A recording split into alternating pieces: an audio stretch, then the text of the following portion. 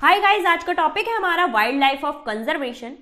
आज हम स्टडी करने वाले हैं वन्य जीवन का संरक्षण एवं महत्व। Conservation and importance of wild life. हमारी लाइफ में वन्य जीवन का क्या महत्व रहता है। तो फ्रेंड्स, वन्य जीवन का संरक्षण एवं प्रबंधन केवल पर्यावरण के सौंदर्य को बनाए रखने के लिए आवश्यक नहीं है, अपितु यह पारिस्थितिकी संतुलन बनाए रखने के लिए भी आवश्यक है।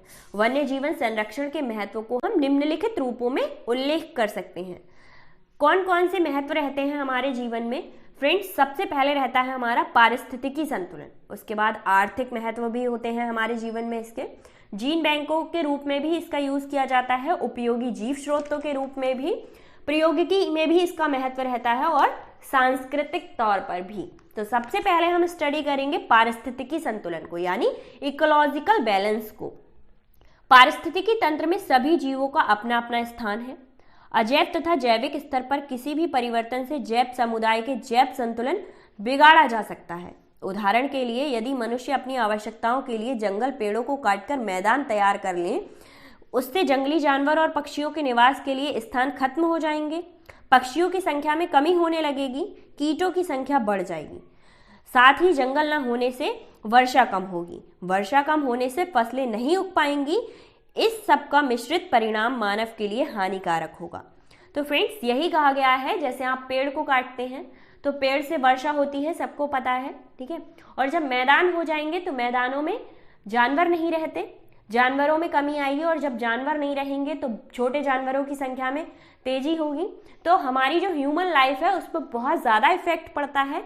ऐसे ही हम पहाड़ों को खोदते जा रहे हैं, जिससे पहाड़ गिरने लगते हैं, भूस्खलन आता है।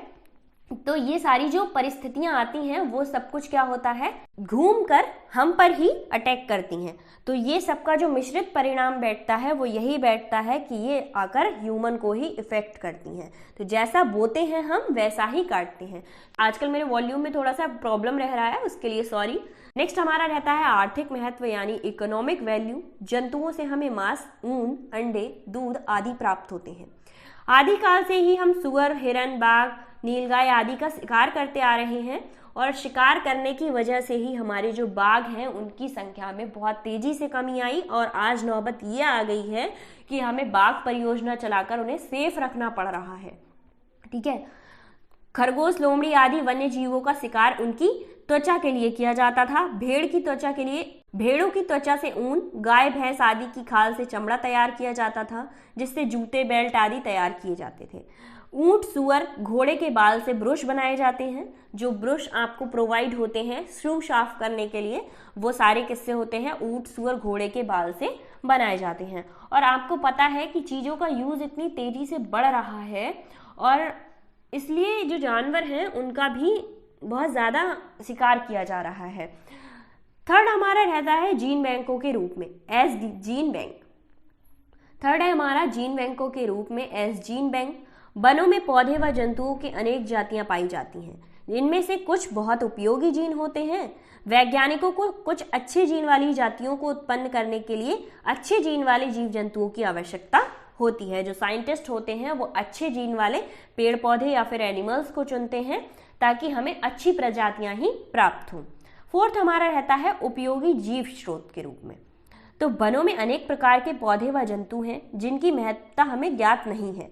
यदि किसी कारणवश हमें पेनिसिलियम या फिर सिलिकॉन पौधे को नष्ट कर दिया, यदि किसी कारणवश हमने पेनिसिलियम या फिर सिलिकॉन पौधों को नष्ट कर दिया, तो भविष्य में मानव जाति को पेनिसिलिन व कुकुन जैसी औषधियों से वंचित रहना पड़ेगा, क्योंकि वो नष्ट हो जाएंगी और ये हमारी खास जातियां हमसे खो जाएंगी, और हमारी आगे आने वाली पीढ़ियां इनसे वंचित रह जाएंगी। फिफ्थ है हमारा प्रौद्योगिकी महत्व, ठीक है, यानी प्रैक्टिकल वैल्यूज। क्या है इसकी? विभिन्न वैज्ञानिक प्रयोगों में वन्य प्राणियों को सदा से उपयोग में लाया जाता है। जीव विज्ञान व चिकित्सा क्षेत्र के शोध में प्रगति विभिन्न वन्य जीवों के अध्ययन के फलस्वरूप ही संभव हुई है।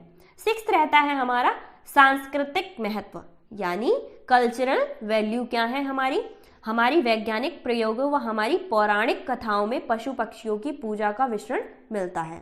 जो हमारी पुरानी, या फिर आप हिंदू समाज से होते हैं तो हर जो देवता होते हैं उनकी कोई ना कोई सवारी होती है, और वो कौन रहता है, कोई ना कोई एनिमल रहता है।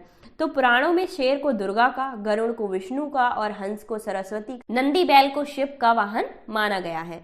संक्षेप में यह कह सकते हैं कि वन्य जीव नष्ट होने से हमारी पारिस्थितिकी संतुलन बिगड़ जाएगा। अगर हमारे जो वन्य जीव हैं वो नष्ट हो गए तो मानव जाति का जीना मुश्किल हो जाएगा और हमारी पारिस्थितिकी का संतुलन बिगड़ जाएगा। तो फ्रेंड्स, ये थे हमारे वन्य जीवन के संरक्षण के महत्व, जो कि मैंने आज इसके नोट्स आपको प्रोवाइड कराए। अगर इसके नोट्स चाहिए आपको तो डिस्क्रिप्शन में आपको PDF लिंक मिल जाएगा, वहां जाकर देख सकते हैं।